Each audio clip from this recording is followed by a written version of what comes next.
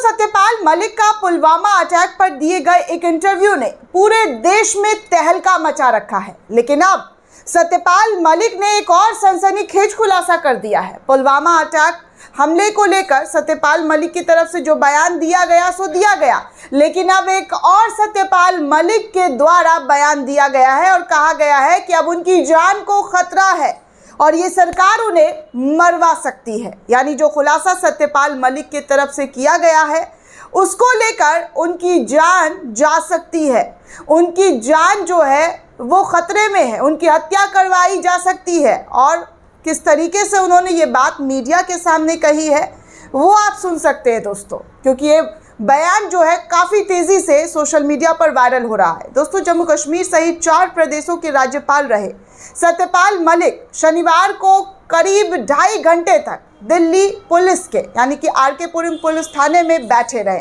वहां पर पूछताछ के लिए पुलिस ने बताया, पुलिस ने पूर्व राज्यपाल को गिरफ्तार नहीं किया। पुलिस की तरफ से ये बयान आया, लेकिन 2.5-3 घंटे तक वो ज़रूर बैठे रहे और उनके समर्थक हरियाणा, दिल्ली, राजस्थान और पश्चिमी उत्तर प्रदेश से कई खापों के प्रतिनिधि आर.के. पुरम थाना पहुंचकर इकट्ठा हो गए थे, उनके सपोर्ट में, उनके साथ खड़े हुए।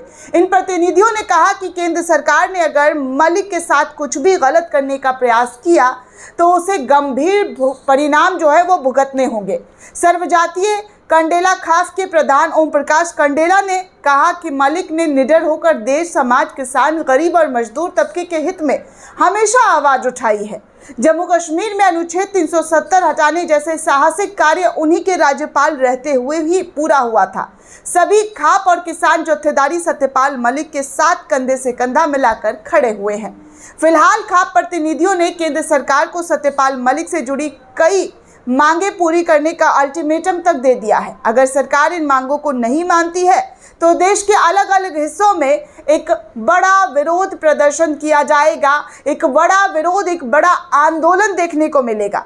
वहीं पूर्व केंद्रीय मंत्री और बीजेपी के सीनियर नेता सुब्रमण्यम स्वामी ने भी केंद्र सरकार को ये सलाह दे दी है कि सत्यपाल मलिक की बातों को गंभीरता से लेना चाहिए।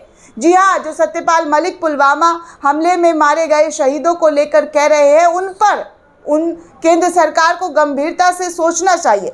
सत्यपाल मलिक की बातों को केंद्र सरकार में जो है अहमियत देनी चाहिए। बीजेपी नेता सुब्रमण्यम स्वामी ने ये बात कह डाली। दोस्तों, सत्यपाल मलिक जिस तरीके से पुलवामा हमले के बारे में उन्होंने इंटरव्यू दिया, उन्होंने जो बातें कही, उसको लेकर अब तमाम तरीके के सवाल खड़े हो रहे हैं। केंद्र सरकार की तरफ से फिलहाल इस मामले पर चुप्पी है। अमित शाह ने भले ही 1-2 शब्द कहा है कि उन्हें पहले क्यों नहीं कहा, उनको जब सत्ता में थे तब उनको कहना चाहिए था। आपको याद होगा दोस्तों, 14 फरवरी 2019 को पुलवामा आतंकी हमले हुए थे, जिसके बाद 40 जवान जो हमारे देश के शहीद हो गए थे। उसके बाद जम्मू कश्मीर के राज्यपाल ने अभी कुछ दिन पहले इशारों में भाजपा सरकार की खामियों को गिनाना शुरू किया। उन्होंने कहा कि कैसे उनको चुप रहने के लिए प्रधानमंत्री मोदी जी की तरफ से कहा था।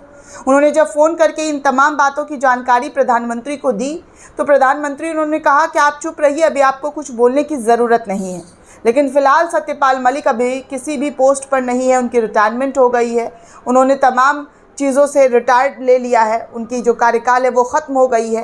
अब सत्यपाल मलिक इंटरव्यू में कह रहे हैं कि कैसे पुलवामा आतंकी हमला हुआ और उसमें 5 एयरक्राफ्ट जो है जवानों की तरफ से मांग की गई थी, डिमांड की गई थी, लेकिन केंद्र सरकार से जब ये बातें कही गई तो केंद्र सरकार ने साफ मना कर दिया।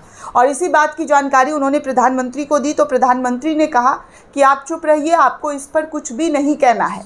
और एक के बाद एक जो मामले हैं वो अब सत्यपाल मलिक की तरफ से खुलासे करते हुए नज़र आ रहे हैं। और इसी खुलासे का ये नतीजा है दोस्तों कि अब वो ये भी कह रहे हैं कि उनकी जान को ख़तरा है, उनकी हत्या करवा दी जा सकती है इस सरकार के द्वारा।